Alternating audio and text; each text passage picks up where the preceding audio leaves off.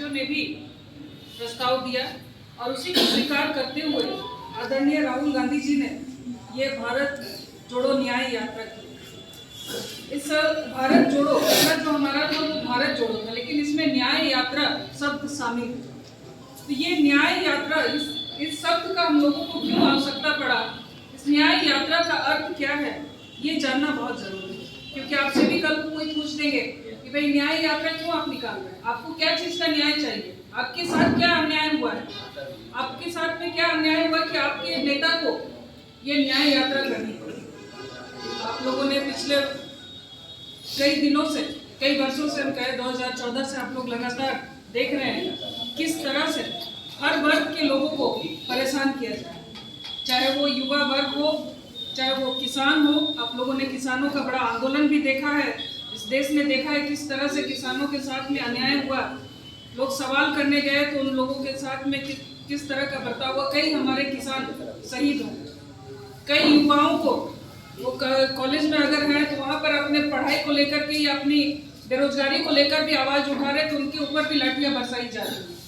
कई हमारी महिला बहनों के साथ में अत्याचार हो रहा है, उनके शासित प्रदेशों में अगर महिलाओं के साथ अत्याचार हो रहा है, कोई अगर आवाज उठाने जा रहा है तो उसको रोका जा रहा है। आप लोगों को हाथरस कांड भी याद होगा, जिसमें उस बच्ची को रात के अंधेरे में जला दिया गया। तो इस तरह की जो अन्याय हो रही है उन सब को लेकर के आदरणीय राहुल गांधी जी ये न्याय यात्रा कर रहे हैं, जिसका मुख्य लक्ष्य है सामाजिक न्याय, आर्थिक न्याय, राजनीतिक न्याय। इसमें सारी चीजें समाहित। एक सांसद होने के नाते हम लोग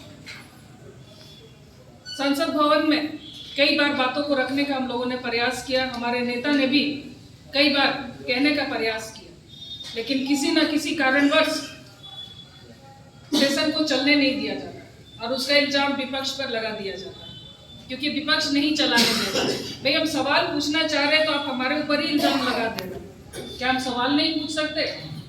हम भी जनप्रतिनिधि हैं, हमें भी विपक्ष का दर्जा जनता नहीं दिया है। विपक्ष का मतलब है सवाल करना, सरकार से सवाल करना, और वो सवाल भी अगर हमें नहीं करने दिया जाए तो ये कहाँ अन्याय है। इसी अन्याय के खिलाफ में ये न्याय यात्रा है। सवाल करना जरूरी है लोकतंत्र में। आप सवाल नहीं करिएगा तो आपको जवाब कैसे मिलेगा। आज अगर एक वृद्धा को पेंशन नहीं मिल रहा है, सवाल नहीं करिएगा तो आपको कैसे पता चलेगा कि उसका बैंक में अकाउंट नहीं खुला है या उसका आधार कार्ड में गलती है। तो ये सवाल करना जरूरी है। अगर सवाल ही नहीं करेंगे तो जवाब नहीं मिलेगा और लोगों को न्याय नहीं मिलेगा। इसलिए हम लोगों को सवाल करने से रोका जा रहा है और ये न्याय यात्रा कहीं ना कहीं उन विरोधियों को एक जवाब है जो हमें सवाल करने नहीं दे रहे, जो लोगों को न्याय नहीं दे रहे। और इसका स्लोगन भी है कि जब तक हमें न्याय नहीं मिलता तब तक ये संघर्ष जारी रहेगा। इसमें कई सारे जन मुद्दे हम लोग ले रहे हैं, जितने प्रदेश इसमें आएंगे, क्योंकि आप लोग को जानकारी है कि 6713 किलोमीटर की ये पद यात्रा है जो 14 तारीख से शुरू हो चुकी है। और ये आने वाले, मुझे लगता है कि फरवरी के प्रथम सप्ताह में हमारे झारखंड में मुर्शिदाबाद के पास से पाकुड़ में या शायद जहाँ भी सुविधा हो वहाँ से ये झारखंड में इन कर जाएगा।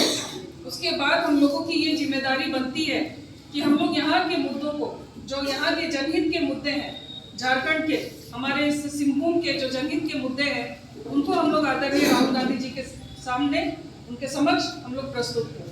इसमें हमारे जितने भी प्रखंड अध्यक्ष हैं, मैं उनसे भी यही निवेदन करूंगी कि आप लोग अपने प्रखंडों का जो मुद्दा है, जो आपको लगता है कि ये बहुत प्रमुख मुद्दा है, आने वाले दिनों में हमारे पार्टी को इस पर बोलना चाहिए, हमारे प्रमुख नेताओं को इस पर बोलना चाहिए, इस पर विचार रखने चाहिए, या हमारे नेताओं को इसकी जानकारी होनी चाहिए।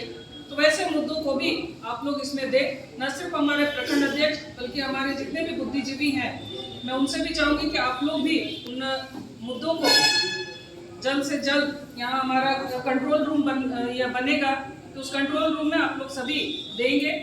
जिस तरह आप लोग को मालूम है, मैं बस उदाहरण के रूप में आप लोग को बता रही हूँ कि